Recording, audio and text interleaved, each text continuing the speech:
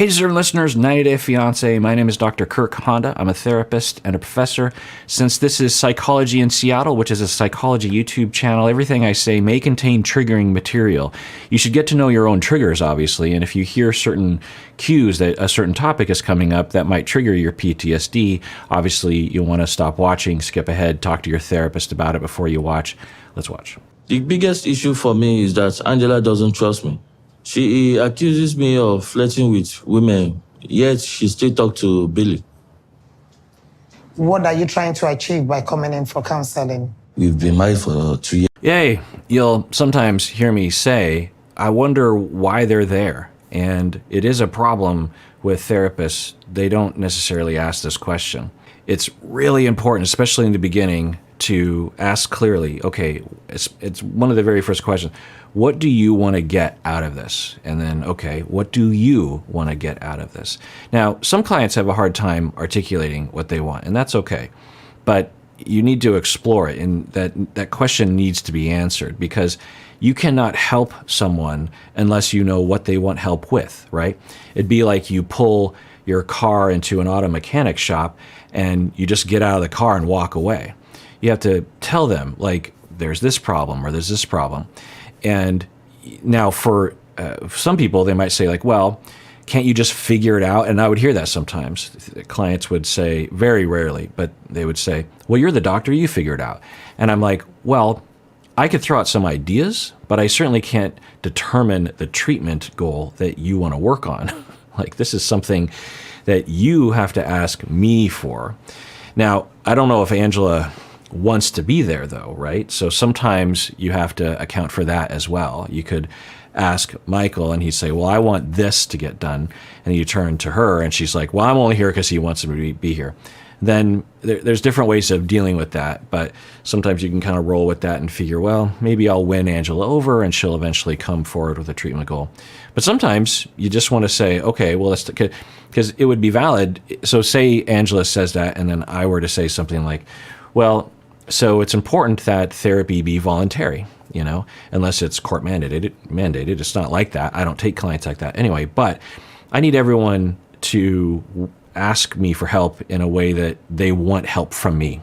And because this isn't really going to work unless you want to do work, right? Unless you want help with something. If you don't think anything is wrong or you don't think I can help you, I'm willing to have a conversation about that if you want. But in the end, if you don't have a goal here, then there's really no reason for us to be here, you know?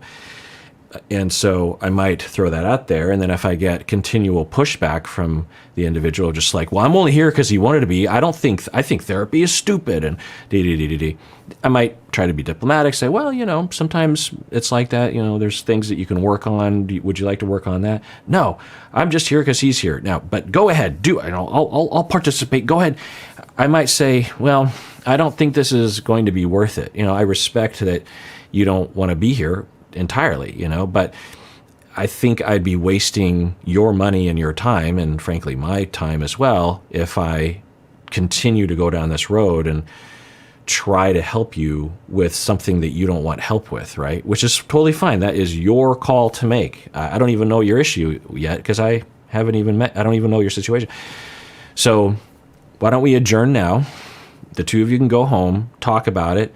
If the two of you decide that you want help from me, both of you individually want help from me on a particular issue, come back or make an appointment. Otherwise, maybe this isn't the best venue for the two of you. Michael, maybe you need to be in individual therapy. You know, that can help. And maybe, Angela, there's a different path for you. I don't know. So I've had that conversation before. It's rare, but anyway, so the therapist is like, what do you want? And Michael is about to answer that question. This is great. The reason why I bring this up is because when we see therapy on this show, I'm sometimes wondering, why are they there? What's the thing they're working on? And maybe that conversation happened at the beginning of the session, but we don't always get that. And sometimes that doesn't happen because some therapists don't know they're supposed to ask that question because they either think they're supposed to define the goals, which is not considered, that's not the standard of care at all. Or the therapist, and I had a syndrome kind of like this when I was starting out as a therapist. that therapists, especially when they're starting out for the first 5 to 10 years, are fairly insecure and a lot of imposter syndrome. It's not valid, but it's there. And I had that back then. And one of the worries I had, if I asked a question like, well, what can I help you with? Or what do you want me to help you with today? That there's a chance that they would say, well, I don't want any help from you because you're a terrible therapist. You're an imposter. Even before they met me, I would worry about that, And so I might avoid the question altogether because I'm worried that that answer will occur. Or I'm like, well, I'll just prove myself to them. I'll just do all this work. And then I end up working more than them. And of course, the client will feel that and be like, they seem to be on this other agenda that doesn't really coincide with what we want to work on. But anyway, let's see what Michael says. Years now, and I've been here in Nigeria, and she's over there in the States. Due to the distance, there have been a couple of trust issues. Wow, great. So Angela is actually nodding. So I would say that's absolutely the core, well, at least one of the cores that we've seen. It's not the core. It's great that Michael is articulating that. You saying the distance has been causing problems? Yeah. On his end, because he would not tell me he loved me, and then he had an Instagram I don't approve of, and we have problems in our marriage because he's over here talking to women. Okay, well, so she was nodding her head because I don't know why. I always forget. I forget what the reality is. Of course, she would see. In my head, I actually literally thought that Angela was like, yeah, the distance, it does cause me to be insecure. Like, why would I think that? Anyway, so she lays into her narrative, and I'm worried that the therapist is just going to go with that as truth or something. I don't know. But I would hope that the therapist would say, okay, well, I've heard from you, Michael, and you've chimed in, but Angela, what would you like help with today? Because if Angela said, as I'm guessing she's going to say, is he needs to change because he's an untrustworthy person, then I would say, okay, well, how do you want to facilitate that in therapy today? I'm guessing Angela would say, well, I need you to tell him that he needs to not have an Instagram. He needs to not have women on his phone. He needs to not lie to me, all this kind of stuff. And then I'd say, well, is there anything that you would imagine that you might do from your side as a litmus test of me trying to figure out, is she actually here to work or is she here just to blame him?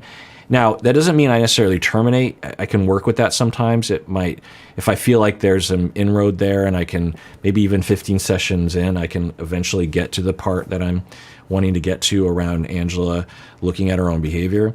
But sometimes it's an indication of what I was saying earlier. It's like the therapy isn't really indicated here. They're not both here on good faith.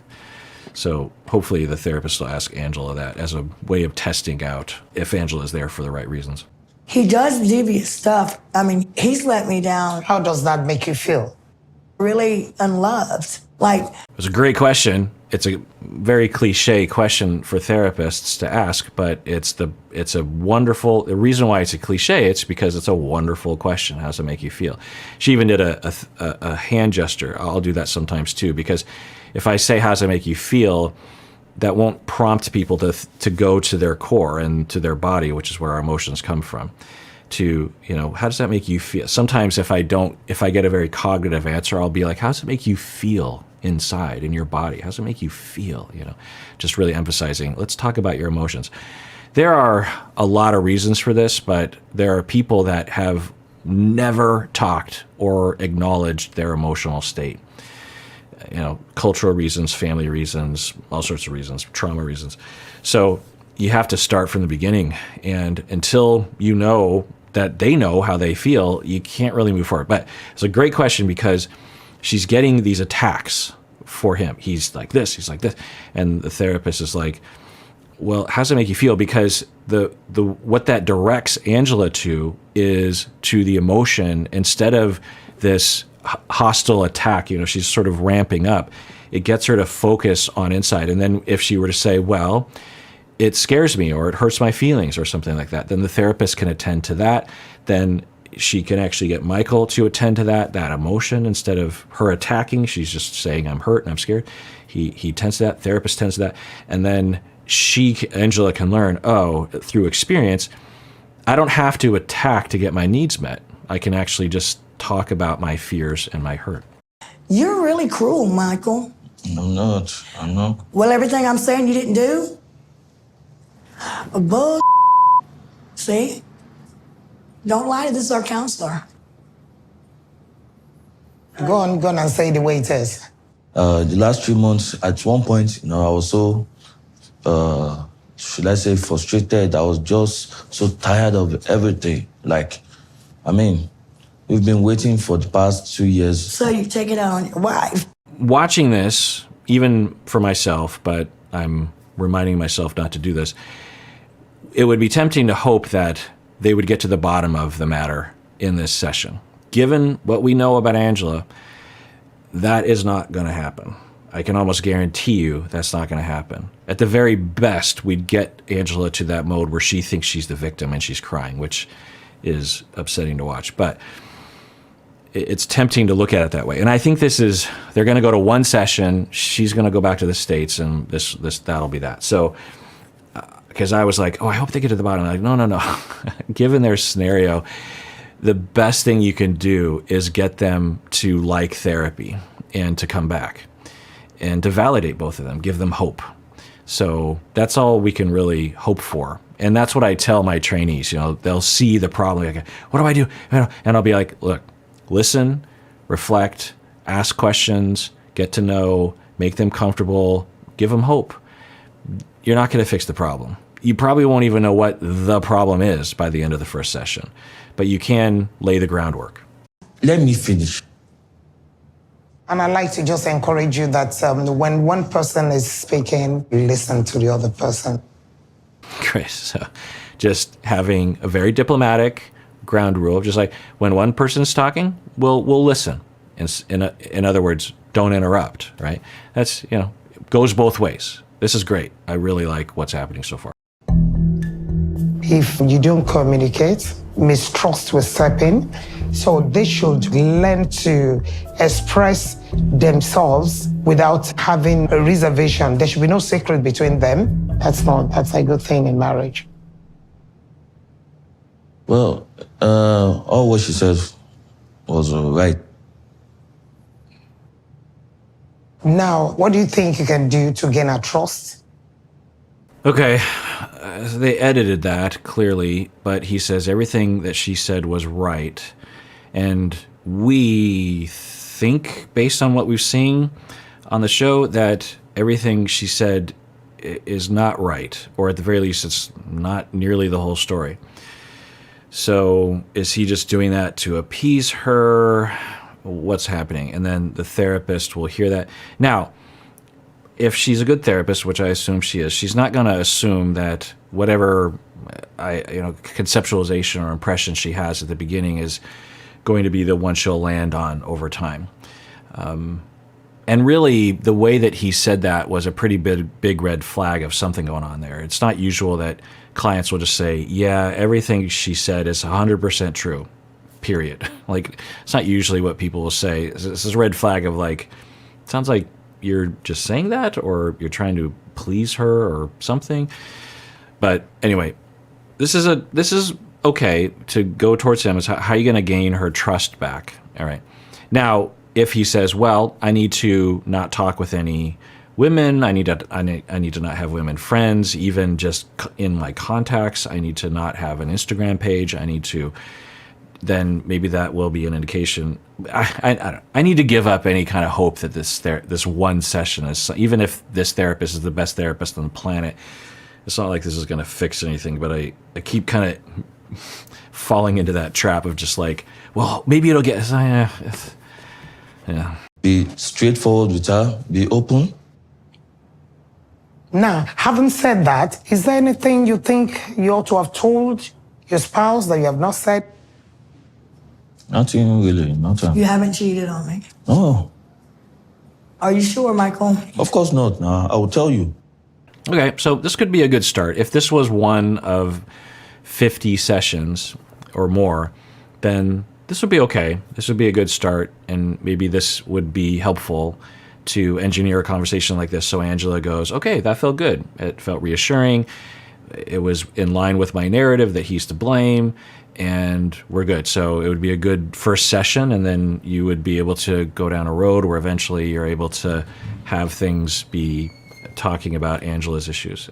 And my wife is now entering the office because we're going to order some food from online because it's dinner time. Then I also like to encourage you, take him for the face value of his word so that you can put it behind you, you know. Will you be willing to do that? I'll try.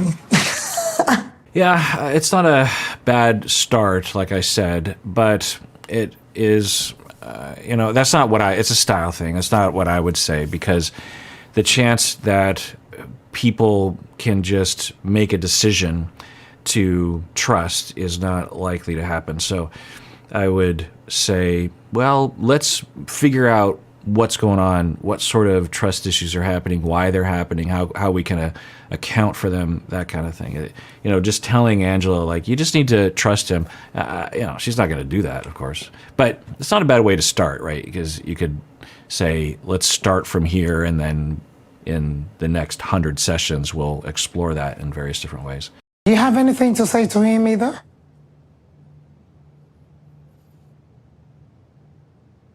Yeah, I do have something to tell you. Since we're gonna start the slate clean. I'm listening. So I had duetted. You ever heard of TikTok? I duetted this guy. They call him the original Thief of Hearts. His name is Billy. So Was it? this thing about Billy. So the therapist, in a very open-ended, non-accusatory question, says, do you have anything you need to tell Michael? And so now she's revealing that. Okay. But honestly, to me, that's not the core of the issue. I don't even think Michael really cares that much. I think mainly it's the abuse, right? You falling in love with him or what?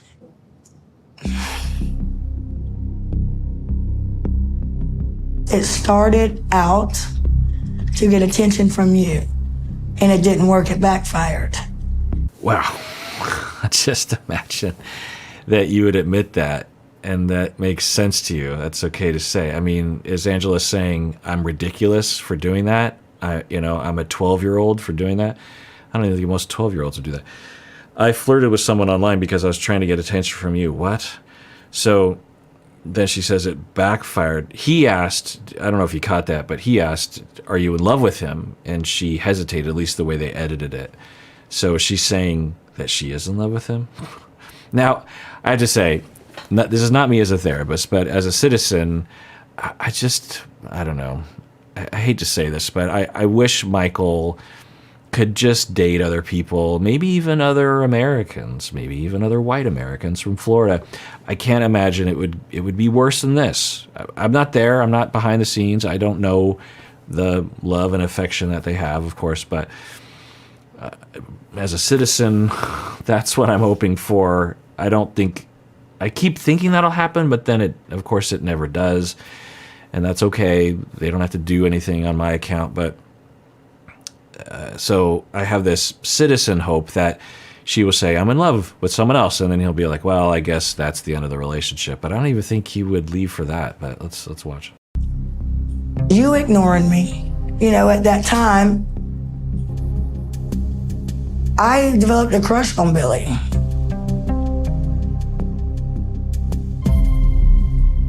Did you develop a crush on At Billy? TikTok. Okay, crush. That's different, right? I don't know what Michael is hearing when she says crush, or how he would feel about that. That would hurt, right? That'd be very hurtful. So let's see what happens. Top crush. It wasn't nothing big. Crush is crush. I don't have no more crush on him, no. I decided to tell Michael about me having my TikTok crush on Billy. Now, of course, as many of you are thinking, I'm guessing, is imagine if he said this to her. Imagine the violence and the screaming and the standing over and spitting in his face and tearing apart his car. Imagine what she would do if he said anything close to what she is saying right now to her. Imagine if he said something like that to her. Right? Yeah, of course. We all understand that.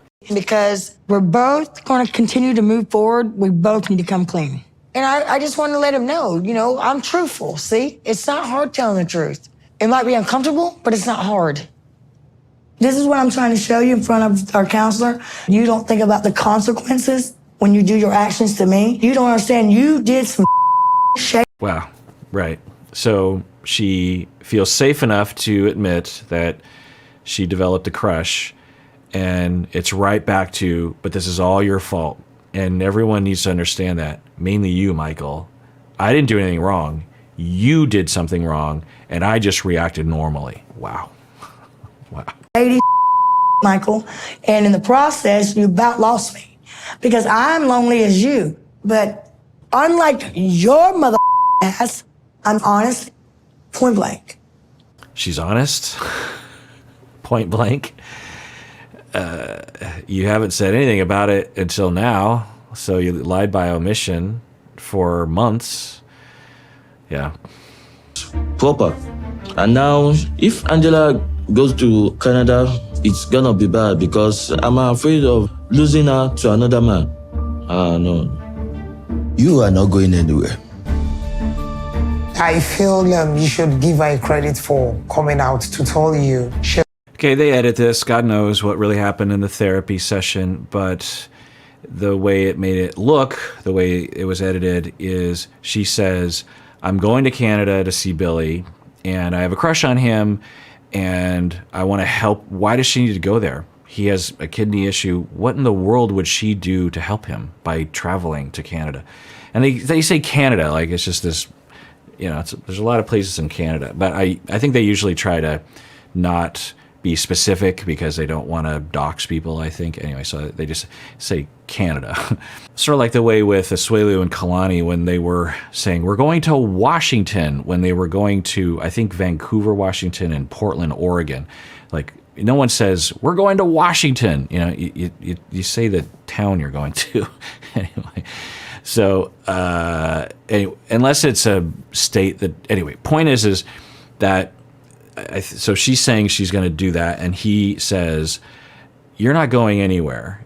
There's another way he could have said that, but regardless, the therapist says, the way they edited it, you need to give her credit for the fact that she, came forward and said this. She said she had a crush. Okay, she had a crush, and she's now, according to her rules for me, this is not a terrible request that she not go. She doesn't have to go. She doesn't even have to be involved with this person.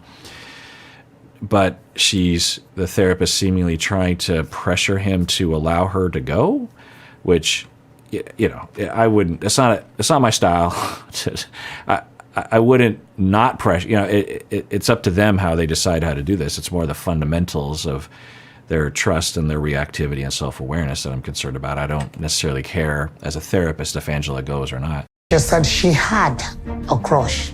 It's no longer in existence. But then that brings us back to the level of trust. You both need time to work on this trust.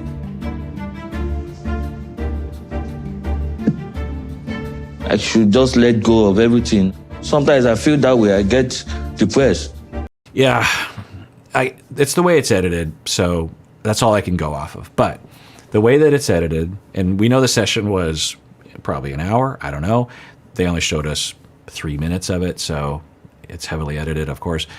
But the way that it's showed to us is that he is abused and constantly having to allow her, Angela, to stomp all over his rights, constantly being accused of cheating and all this stuff. And then the one time where it's like, well, wait, she is actually cheating in a sense, right?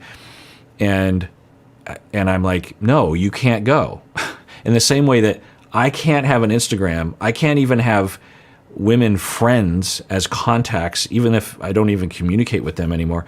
I can't have randos around the world who are women seemingly commenting on my Instagram. I can't have any of that, but you can go hang out with someone that you have a crush on in another country. That's okay. So he is feeling that, obviously. And then they're in therapy, and the therapist, at least the way it's edited, is seemingly supporting that and saying, you have to learn how to trust. And so you have to let her do this. it's the right thing to do. You can't tell her that she can't. Now, technically, he can't tell her. He can't control her. She gets to do what she wants, but he certainly can say, this is a big deal if you do that, and that hurts my feelings. And then he had that facial expression, and I'm thinking, yeah, I mean, with everything he's been through, and then the therapist seemingly is going along with Angela's thing here, that I'm like, that would be very defeating. And then he says that he gets depressed. So we're starting, I think he's very good at masking his suffering, and I think he's very good at being a pleaser. I think I saw this more in the first couple seasons with him, and I think I forgot that. But we're hearing it right now, and it would make total sense that he is being demoralized. He's becoming depressed because when you don't have any power and you keep trying and nothing ever works out, your body just wants to shut down, because what's the point? Why get motivation for anything? Why try? Why even have feelings? Why even acknowledge our feelings? Nothing will ever work out. There's no point. So let's rewind that. I should just let go of everything. Sometimes I feel that way, I get depressed. But as mad as I am to Angela, I can't call it quits because I love her so much. But at the same time, if I put my foot down, like with the old Instagram, it doesn't work. So I want to try a new strategy to get you to Angela. What's that new strategy? What is that new? Let's speculate. Is it I'll make her jealous and show her the way that she's making me feel? That'll get her attention because that's what she did to me. She's saying that that's okay. Is it that I put my foot down more? Is it that I advocate for therapy more? What's his new strategy? About Billy. Well, I want to thank you because I really didn't want to come here, but I am glad I did. Right, Michael? All right, well, they're playing the wrap-up music, so we're probably not going to find out until next week. But is he going to travel to Canada and be there with Billy so that nothing happens with Angela? Sounds like maybe that's the solution. All right, well, that is it for that episode. Everyone out there, please take care of yourself because you deserve it. You really, really do.